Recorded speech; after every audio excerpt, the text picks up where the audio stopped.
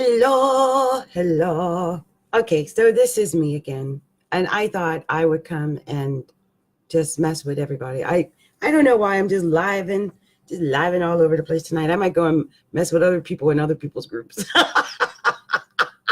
I'm just in that kind of mood.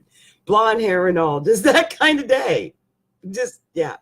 And I just tried to call my beau back because he called me right in the middle of everything. Always calls me right in the middle or right when I'm about to do a reading. And I felt bad. And I actually feel like that's probably what happened to my marriage. Always busy. And, you know, the men are like, forget you. I want more of your attention. Well, this is my attention. I mean, what I'm given. I'm trying not to be all that busy, actually. I just got a weird schedule, I think. Or maybe I'm just busy all the time, a lot. When I'm awake. I mean, I do sleep a lot. So I wanted to look at my chart and find out what's going on. Because I feel like if I look at it and I talk about it, then maybe some of you guys might have some tips and ideas for me and stuff. And I say, no, it's not like that. It's like this. But anyway, I already sort of know what's, some of them.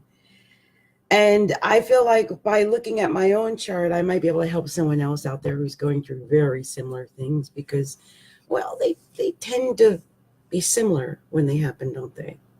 So one of the things I did notice that I believe is the problem, and I actually just mentioned it a minute ago, is that I've got my midheaven, my progressed midheaven, is sitting in my 12th house. In Capricorn. Right?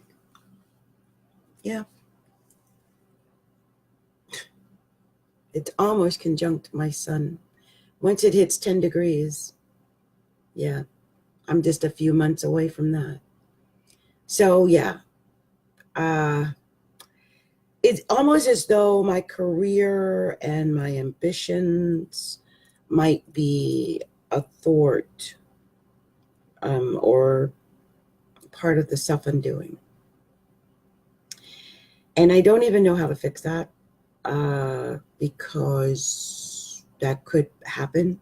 So the way I choose to manifest the progressed midheaven in the 12th house is through spiritual work and through using my psychic abilities. Because the 12th house, although it is the house of self-undoing, it's also a house that rules things like your psychic ability, your ability to dream, your ability to imagine, your ability to nurture, to do things privately where others don't actually see all that you're doing, but it's like the power behind a throne type thing. 12th house is a interesting house because often things go on there that people can't see. And it kind of makes me a little frustrated to have my midheaven there because it's obviously something that people can't see. And that is frustrating to me. I had someone say to me, wow, you're such a great astrologer, or someone said, you're my favorite astrologer. It's a shame you don't have more followers on YouTube.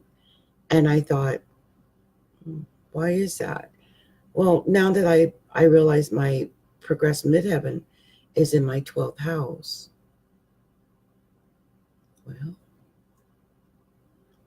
that explains a lot, right?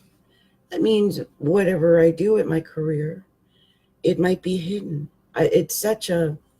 It's kind of a sad thing. So I fight the sadness of seeing or knowing that my midheaven is sort of trapped for like the next 25 years in my midheaven area or in my 12th house.